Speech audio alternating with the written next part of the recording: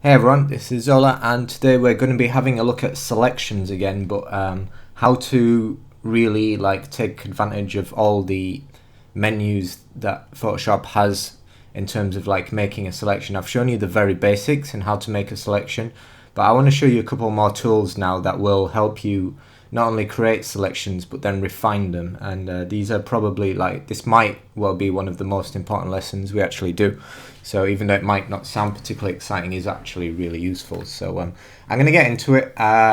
Just to recap, a selection can be made with a marquee or a lasso or the magic wand. So if we try and select this guy here, like I said, I would usually start with the magic wand because it's actually pretty damn good. I'm going to hit Alt to kind of undo that. If I press Q, we see a visual representation of our selection. Now, how useful is that? Well, you might be like, well, yeah, but I can kind of see the selection because we have the dancing ants, right? But the thing with this selection is it has a very hard edge, right? So this is exactly what we want in this case. But there might be times where you want a more feathered selection, or you might start with this and be like, you know what, I want to add if we come up to 100% on this picture, I might actually want to feather, this side of the selection out. And why wouldn't you want to do that? Make your selection as accurate as possible. So yeah, quick mask is here. You can press Q or just press there, but it basically just shows you red area is what's not selected, and what's within the non-red area is selected. Sorry. So yeah, so we have our selection, and what we can do is come up. There's a menu up here called Select, and up here we have a bunch of stuff that is all related to selection. So as well as making the selections in the ways I showed you, you can actually do quite a few things with the selections.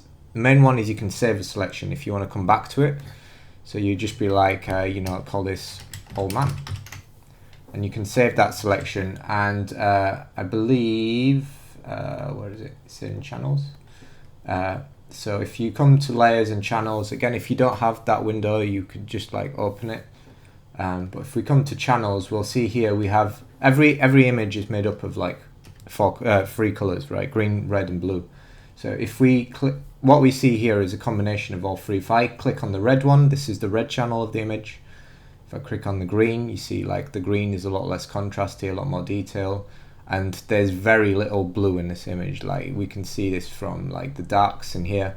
There's some in the highlights and stuff, and a combination of all these three is what makes this image. So and there's actually a reason for knowing this kind of stuff later on, which again I'll explain. But if I come down here and click here, we have what looks like a black and white image, and this is our saved selection. If I control click on this and then click on the RGB again, we'll find that if I press Q, I've got my selection back. So it's kind of useful way of saving your selection, and useful to know. But yeah, what I'm going to show you now is if we go into our selection, and there's a thing here called, I'll go through the simple one first, and these two I rarely use, but in modify we have stuff which is really useful. So we have feather, for instance, right? So I could add a feather of to make this pronounced, I'm going to say 25, right?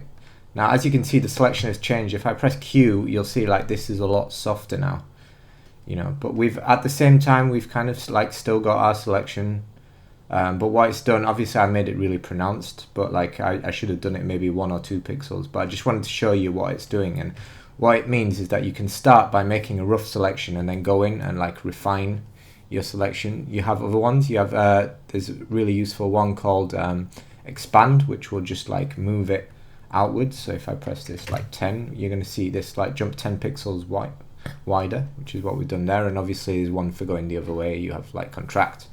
You can bring that back down, back in. So obviously these are all really useful tools for controlling your selection. But what I would also recommend learning, and this is probably one of the more useful menus in Photoshop, but again really well hidden away, is the refine selection tool. Now you can get at it from up here, I believe, refine edge. This is probably a shortcut you want to learn. Every time I make a selection, it's the first menu I go into, and Alt Control R, right? So I'm going to do that here, Alt Control R, and it brings up this little menu.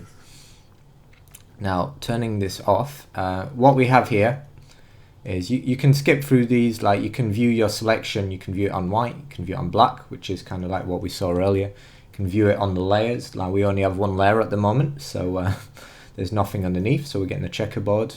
You can have the overlay, which kind of looks like the quick mask. So whatever, like depending on the edge that you have in the picture, you might be comfortable with viewing it a different way. But the fact of the matter is, once we come out of here, we have tools to now like manually change this selection. So if I go to smooth and keep an eye on like the edges here, if I bring that up, you can see it's actually smoothing out the edges, which is super useful. Feather, we can add that feather.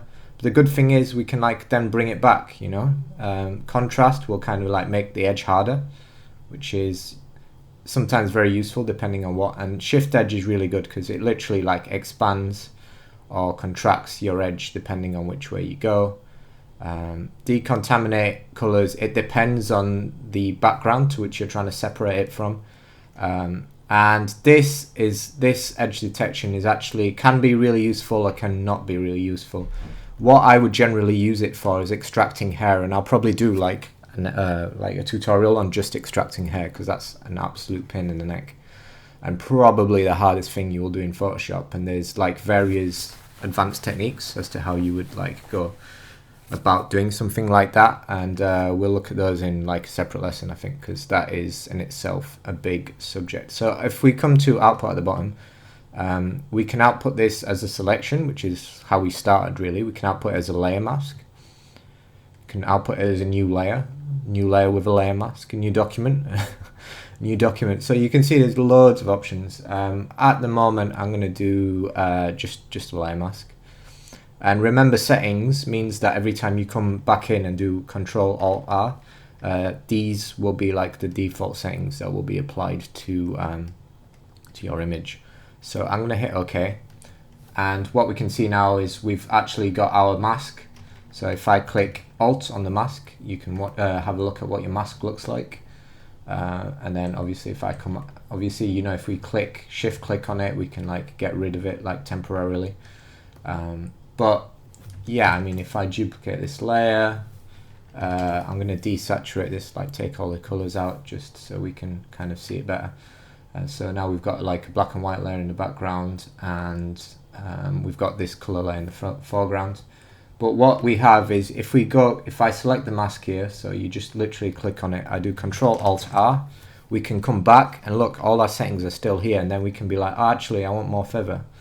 Actually I want to like shift the edge like outwards, you know, like maybe I wasn't catching the fringes. And this tool basically will try and like have a look in a 4 pixel radius outwards and see if it can like be smart in terms of like how the selection is being applied. It's not really going to work here, so I'm not really going to use it, but like I said, I'll show you how this works more in depth in another lesson.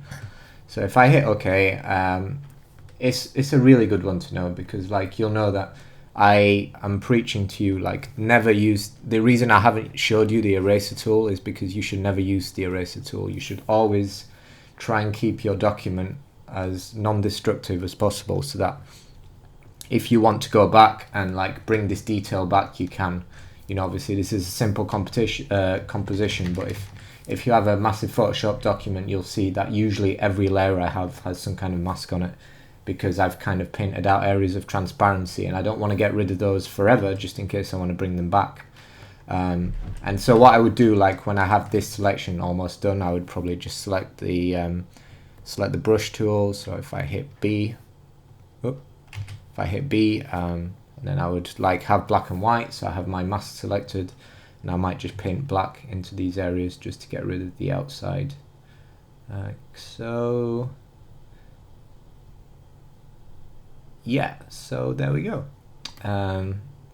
That's probably the second of 3 lessons I will probably do on selections. The last one is quite an advanced one. I will show you how to like extract trees and hair and all that kind of stuff from skies and save yourself a ton of time, because there is always one default like method of masking out which will always work, but it's like the most time consuming as well. And if I show you what that is, anyone who's ever used After Effects will be familiar with this, because it involves literally getting the pen tool, and we're going to go here, select the pen, make sure it's in path mode. If you make a shape, you will literally like create a thing known as a shape layer, and we'll get into those another day.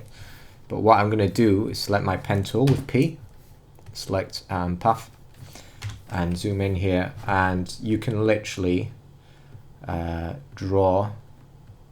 If you've never used a pen tool, it takes a while to get used to, but once you've used it a few times, it's not too bad. You can now hold spacebar like you could in After Effects. They've only just added this in Photoshop. I have no idea why it took so long. It's one of my biggest pet peeves. But yeah, I'm going to do this really slowly. Really roughly, because I'm pretty sure you don't want to watch this. There we go. Paint the man out. The woman behind him will be gone. And so when you finish your selection, let's just do that. So you get the little circle by the pen. Hit that. Hit. I believe it's Control Enter, and that will turn your path into selection. You have various options. You can right click. You can go make selection that way. That way you can add a little feather when you make the selection. There's other things you can do with a path. You can fill the path. You can stroke the path. But I'll talk about paths themselves because they have a menu up. Yeah, there it is. They have a menu up there to themselves, and there's various ways in which paths kind of differ from selections. You can do different things with them. They're slightly more powerful in this form. But yeah, if you hit Control Enter, you can change your thing into a selection. If we press Q now, we'll see that we've actually selected the outside here, because remember the red area is not selected and the color area is. So what I would do is just hit, again you can do this up here, selection inverse, or remember Control Shift I for inverse. And now if we press Q, we can see the man inside is away from the red, which means when I come to add my mask, that is what will be selected. So there we go. Bit of a long one, but by now you should really be getting like the hang of selections and how powerful they are and how you can use them, because I think creating masks and mats and being able to cut stuff out is one of the very basic skills in Photoshop you should master straight away. And once you can do that, it actually opens up a massive layer of possibilities. So sorry if it doesn't seem like the most exciting lesson in the world, but trust me, you will thank me for knowing these skills down the line. And yeah, we'll get onto extracting things like how would I extract, for an example, this I guess it's like a wicker kind of ceiling. How would I extract that from the backgrounds? Like there's so many black lines and little details with the pen tool that would take forever, and if I zoomed in to 100%, there's so much there. Would I go in and paint it? So that in itself is what I would call an advanced lesson, and we will probably cover that later on. I think for now you have the basics of the selection tools, so just try and get familiar with them, and I will see you in another lesson. Toodles.